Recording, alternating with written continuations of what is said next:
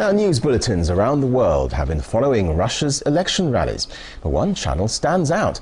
America's Fox News has been showing streets ablaze, violent clashes and firebombs thrown at security officers, but with one major problem. The images are not from Russia, they're from Greece. Marina Portnaya has been watching.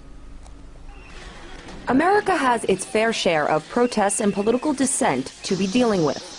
Instead of keeping an eye on the ball, the country's mass media machine has turned to protests in Russia and dropped the ball on reporting the facts.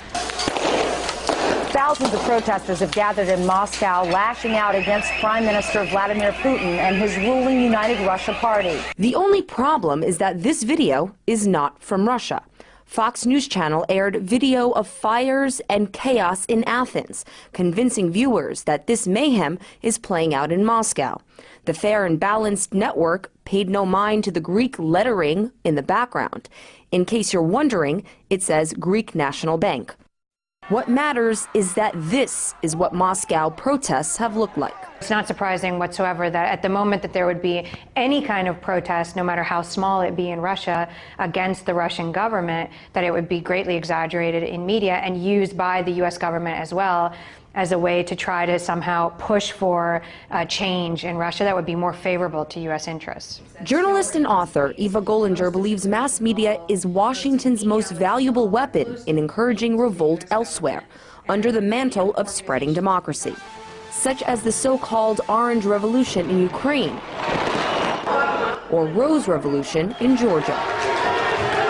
A perception is created that something is happening in that country that's not right, and that the government is somehow responsible, and so therefore if that government ends up being removed, it somehow is justified. That you know, the media has played a key role in creating a justification for regime change. Similar anti-government demonstrators have been reported in at least 50 other cities in Russia. U.S. leaders have leveled harsh criticism against Russia in the aftermath of Sunday's parliamentary election.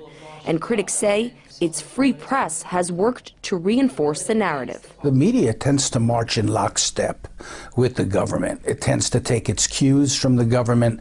It tends to, mobilize its resources to showcase what the government says is true, even when later it turns out not to be true. As was the case in this erroneous CNN report. Well, in eastern Russia, more than 3,000 people protested against proposed changes to the country's time zones. The video shown by CNN is not of protesters, but rather of soccer fans rioting in Moscow over the killing of a fellow supporter.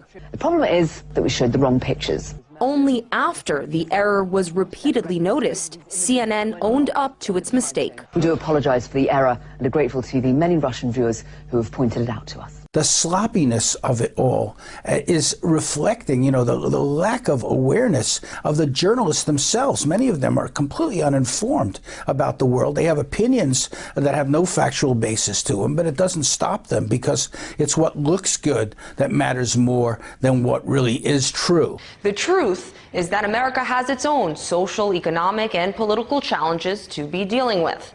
And while Washington works on getting its own house in order, powerful mass media outlets can work on getting their facts straight.